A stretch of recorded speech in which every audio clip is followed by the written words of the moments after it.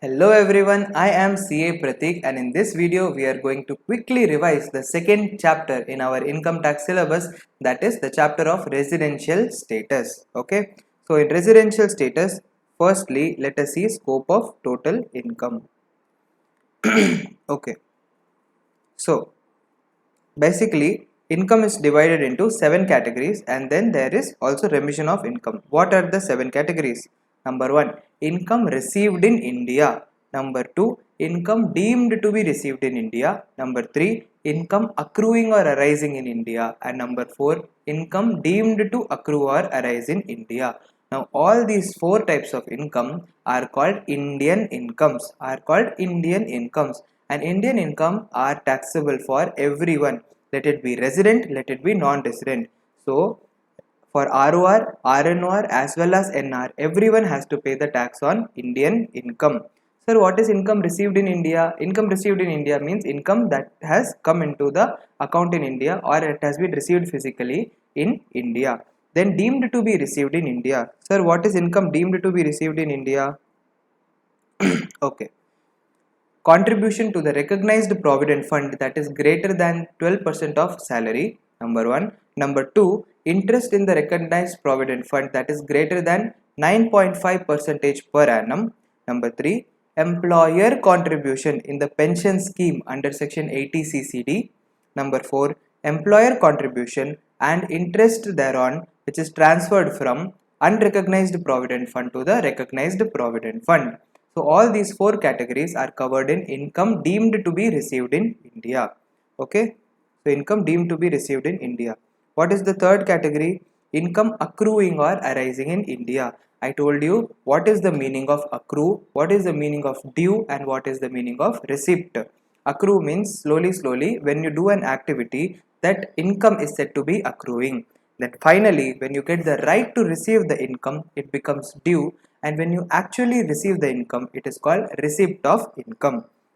Then number 4, we saw income deemed to accrue or arise in India, in which we learned in detail what is deemed to accrue or arise in India and business connection in India, which also we are going to see in some time. Okay, so all these 4 types of income are Indian income, taxable for everyone. Next, the fifth one, income accrued and received outside India from a business controlled or profession setup in India. Okay, income accrued and received outside India means foreign income from a business controlled or profession setup in India, means there is an Indian source. Then sixth one, income accrued and received outside India from a business controlled or profession setup outside India. It is called foreign income and also foreign source. Then any other foreign income is also foreign source. So basically there are 2 categories. One is Indian income and foreign income. In Indian income there are 4 subparts. That is number 1, income received in India, income deemed to be received in India, income accrued or arise in India, and income deemed to accrue or arise in India. Then in foreign income there are 2 types of foreign income. One is foreign income from Indian source and the second is foreign income from foreign source. Sir, what is foreign income from Indian source?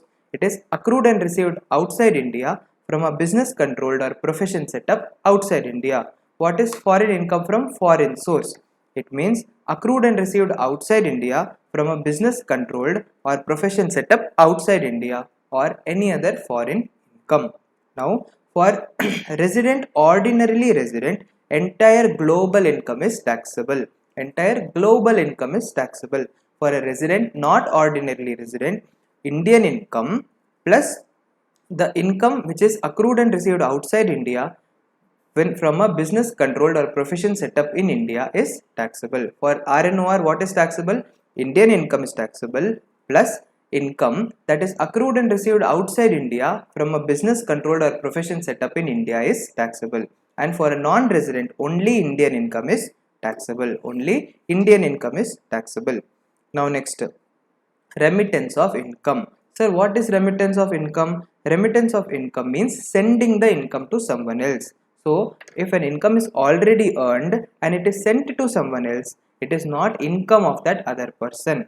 If I am transferring my income to my another bank account, then I am that another bank account, when the amount is received, it is not called income. It is called remittance. Remittance is nothing but usage of income. Hence, remittance is never taxable. Even though when the income was earned, the income was exempt. Okay. Still, for such exempt income also, if a remittance is made, it will not be taxable. Okay. Be very, very careful. You have such questions where income was exempt and then later on it was remitted to the another bank account. Will the remittance be taxable? The answer is no. Remittance in any case will not be taxable. Okay. Then we saw that only the first accrual or receipt is taxable. After that it will become remittance. So it is not taxable. Then if a person receives an income on behalf of the assessee, then also it is taxable in the hands of the assessee. Okay. Then income if it is shown in the balance sheet in India, it is not necessary that it is Indian income. So if a foreign income, it is not necessary that it is income accrued in India just because it is showed in the balance sheet in India. Okay, fine. Now let us see the definition of India. Definition of India contains point number 1. Territory as per the Article 1 of Constitution. Territory as per Article 1 of the Constitution, which includes Jammu and Kashmir. Then territorial waters, seabed, subsoil. Territorial water I told you up to 12 nautical miles. Then point number 3 is continental shelf. Then point number 4, exclusive economic zone, that I told you it is up to 200 nautical miles. And then number 5, any other specified maritime zone as per the respective act. And then airspace above the territory and territorial waters. So this is the definition of India as per section 2 clause 25. Okay. Now let's come to residential status. Firstly, let us see how to find out the residential status of individual, which is very important because high chance that it is going to come in exams since there is a huge amendment that has come in the section. Okay. So individual. First you have to see 6 subsection 1 basic condition. What are the 2 basic conditions, sir? Number 1. Stay in India is 182 days or more in the previous year. Condition number 2. Stay in India is 60 days or more in the previous year and 365 days or more in the 4 preceding previous years. If any one of the condition is satisfied, then the individual will become a resident in India. However, for the second basic condition, there are 4 exceptions. How many exceptions? 4 exceptions. 3 full exceptions and 1 partial exception. Sir, what is the meaning of exception? For all these exceptions, you need not consider the second basic point. You see only the first basic condition. Okay, wow. What are the exceptions? Number 1. Indian citizen who is leaving India as a crew of an Indian ship. Indian citizen leaving India as a crew of Indian ship. Then for such Indian citizen, don't see second point. Directly see only the 182 days condition. Then second one, Indian citizen leaving India for the purpose of employment outside India. Okay, so for employment, if an Indian citizen is leaving India, don't see the second point of 60 days, see only the first point of 182 days. If first point is satisfied, then it is resident. Not satisfied, not a resident. Okay. Third exception, Indian citizen or person of Indian origin. Okay, who is person of Indian origin? Sir, person of Indian origin is a person who himself or either of their parents or either of his grandparents were born in undivided India, that is India before the partition. Okay, wow. So if Indian citizen or person of Indian origin is visiting India during the previous year and his total income other than income from foreign source, okay, other than income from foreign source is up to rupees 15 lakhs. Sir, what is income from foreign source?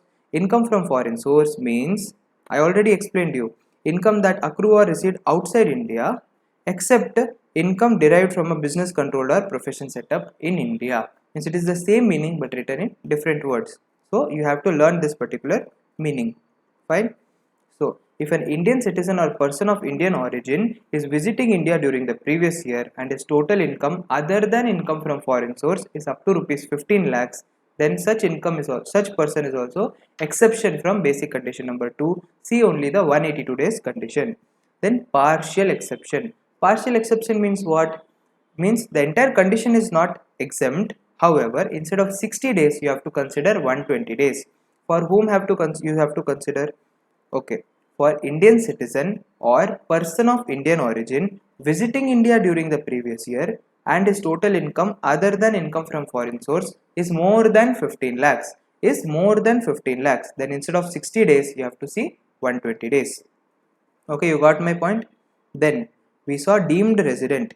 So if a person is resident in the above 6 subsection 1, then you consider them as resident there itself. If they are not resident, then you see this section, that is 6 subsection 1a deemed resident, which is a new section.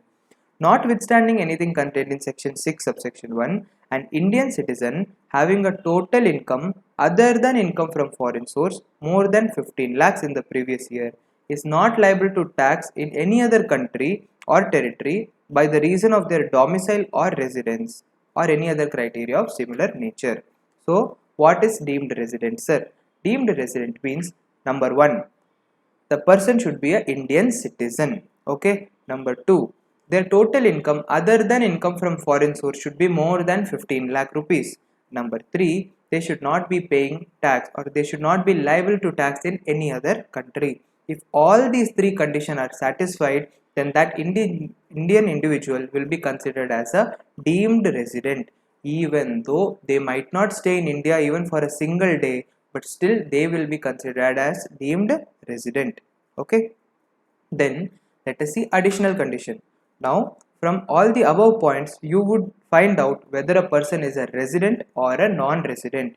If a person is a resident, you have to know whether that resident is a resident ordinarily resident or resident not ordinarily resident.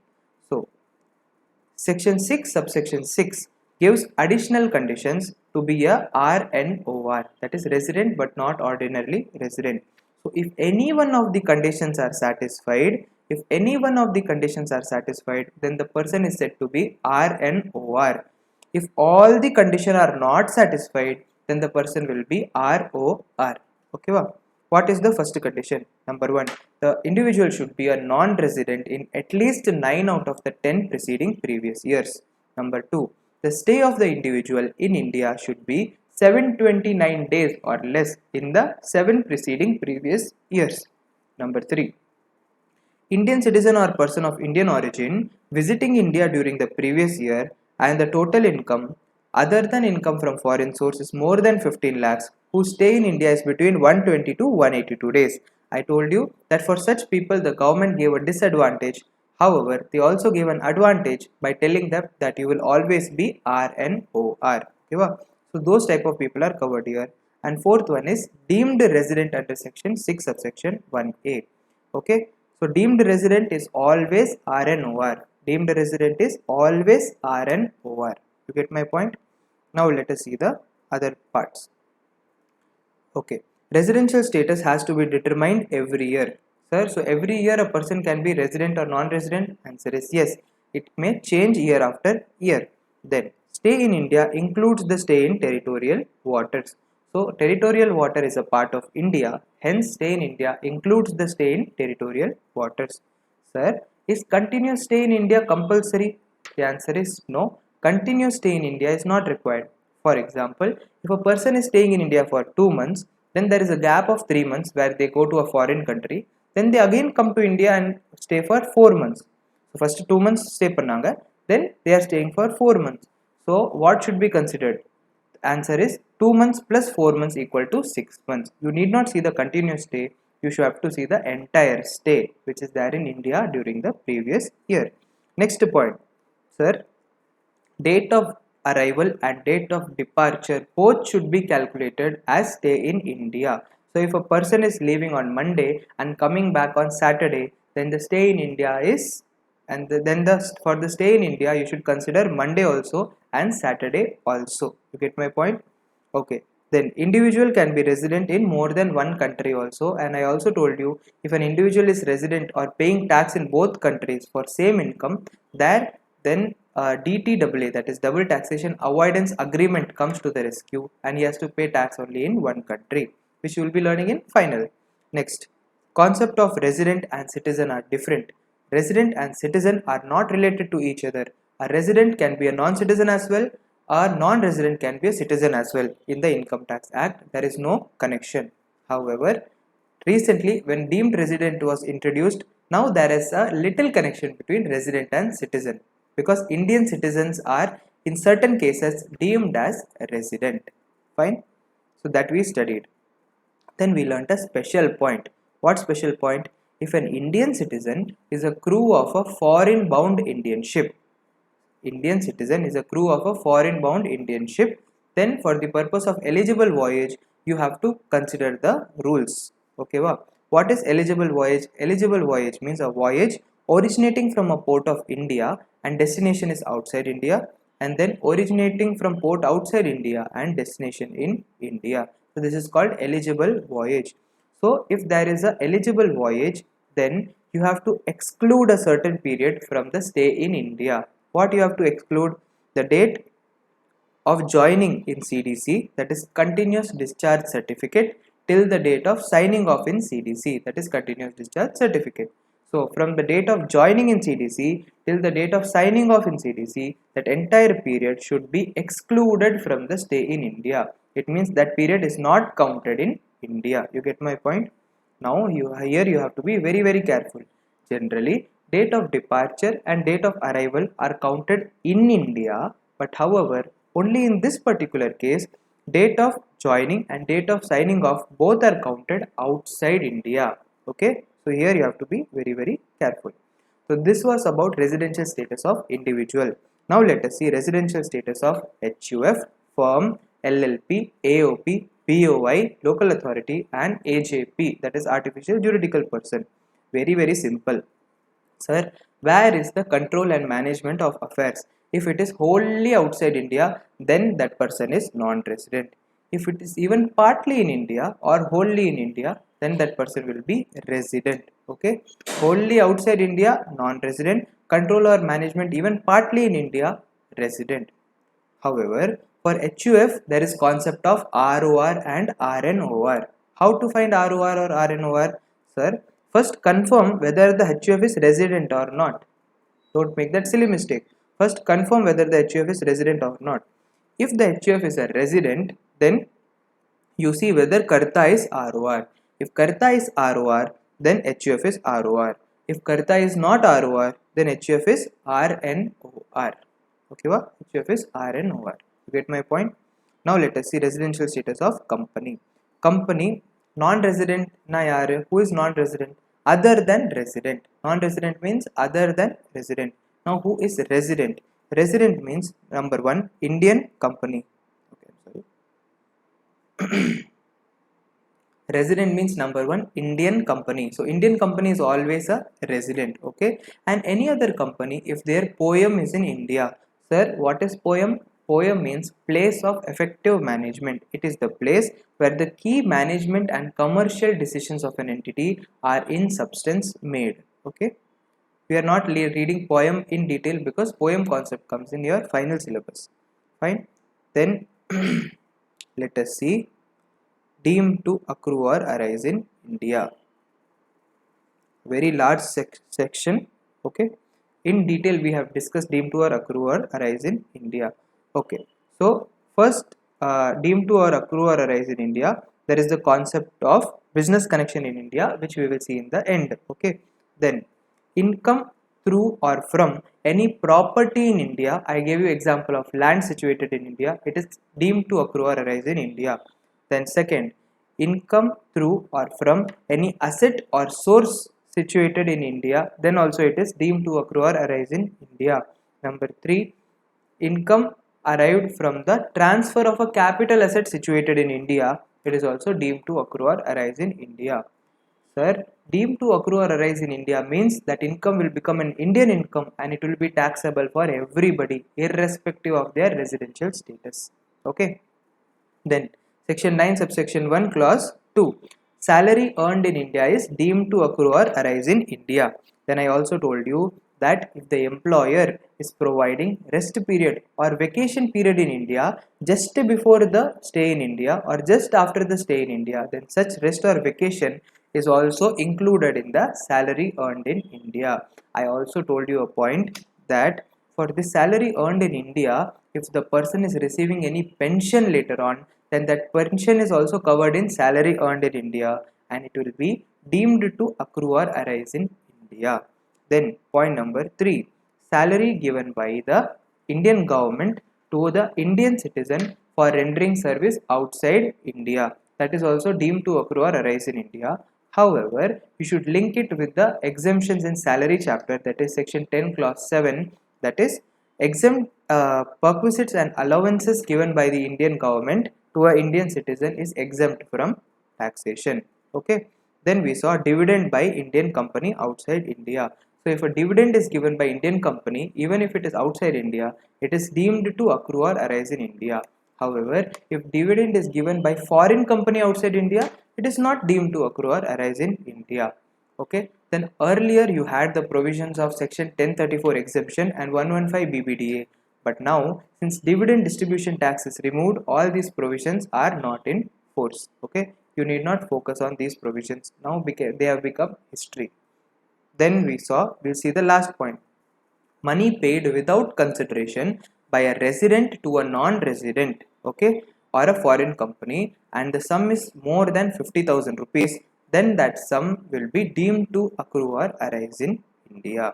Sir, after that we read about interest, royalty and fee for technical services. But before going into detail, I told you about the definition of royalty and fee for technical services. Sir, what is royalty? Royalty means consideration that is received, including lump sum consideration, but not including capital gain. So if capital gain is there, see in the capital gain chapter, don't include in royalty. Okay. For what is the consideration received? Number 1, for the transfer of right or license relating to patent, invention, model, design, secret formula, process, trademark, etc. Number 2, for imparting information for using the patent, invention, model, design, secret formula, process, trademark, etc. Number 3, allowing the usage of patent, invention, model, design, secret formula, process, trademark, etc. And about process, I told you, even if that process is transmitted by way of cable, satellite, fiber, etc., then also it is included in the royalty definition. Then number 4, imparting any industrial, commercial or scientific knowledge. Number 5, allowing the usage of any industrial, commercial or scientific equipment. Then number 6, transferring any right or license relating to a copyright, literary work or artwork.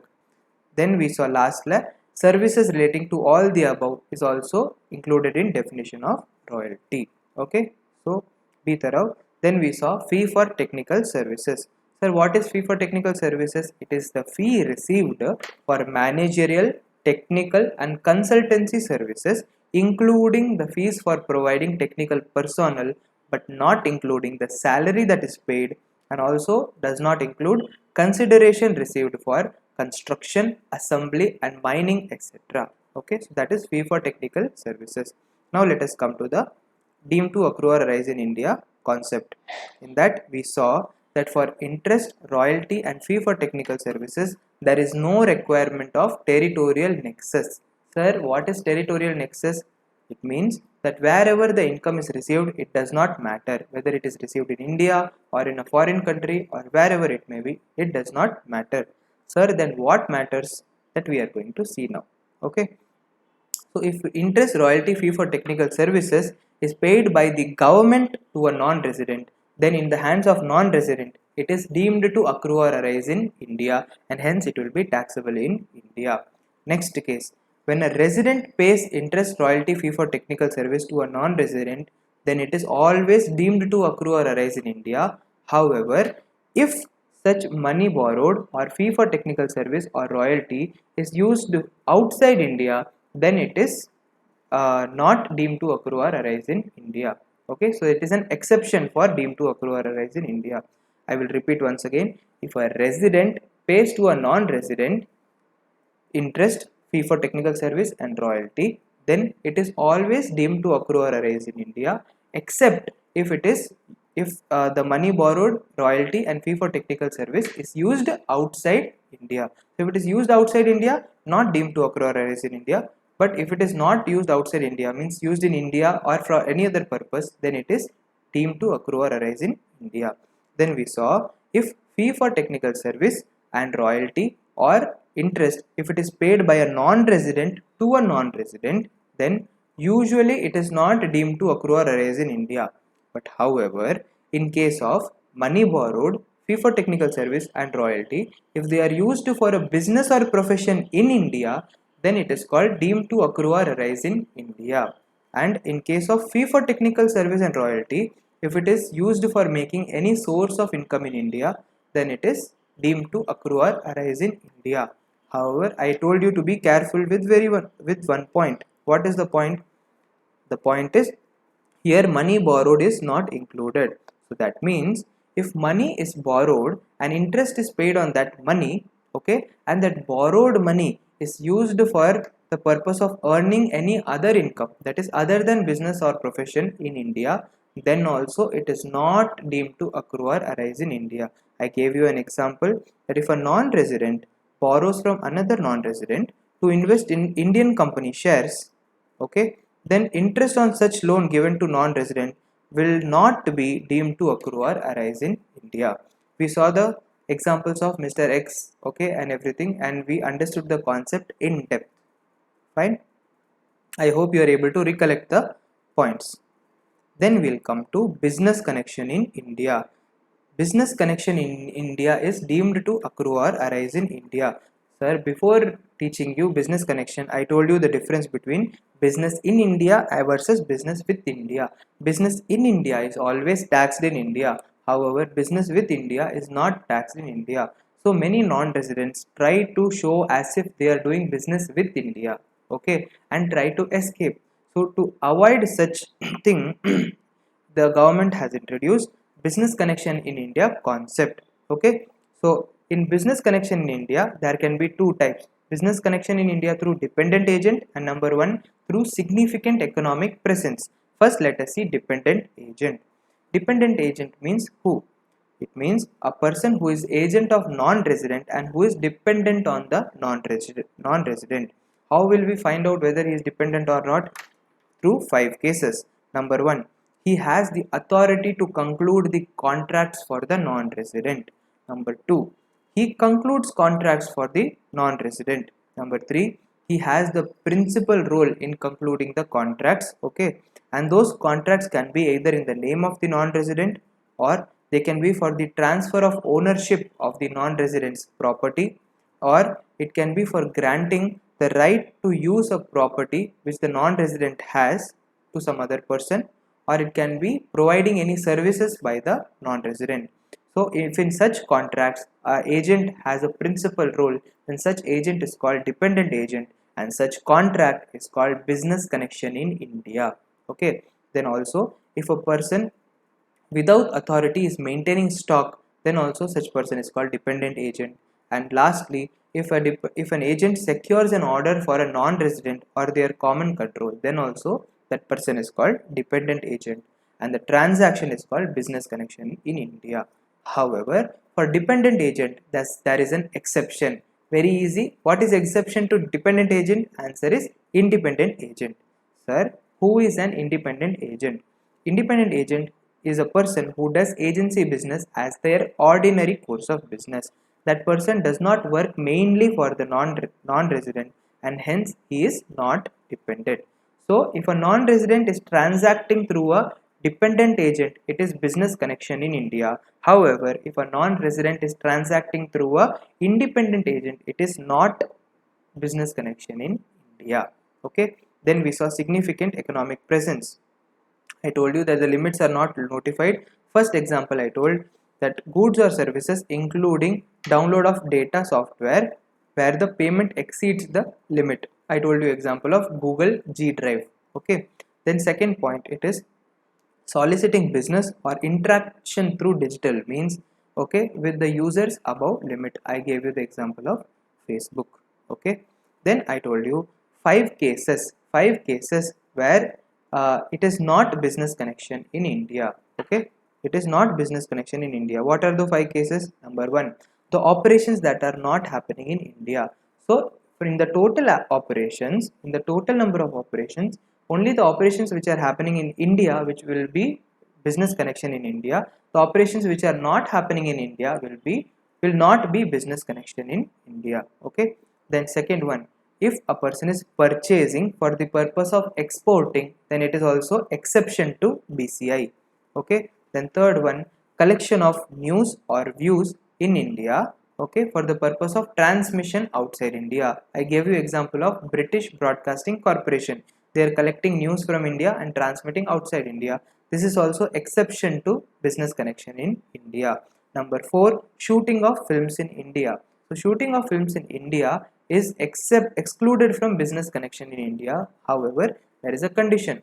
What is the condition? That the shooting should be done by a non-resident who is a non-citizen. Also, if the non-resident is a partnership firm, there should not be any citizen partner. Or if the non-resident is a company, there should not be any Indian citizen shareholder in that company. Only then that shooting of film will be exception to business connection. Then number 5, we saw that the activity to display the rough diamonds in special notified zone by the foreign mining companies is also covered in exception to business connection in India. So basically there are 5 exceptions. So we saw what is the scope of total income, we saw how to determine the residential status, and we also saw what is deemed to accrue or arise in India in detail. So that is it for residential status chapter. See you in the next revision video. Till then, take care. Bye bye.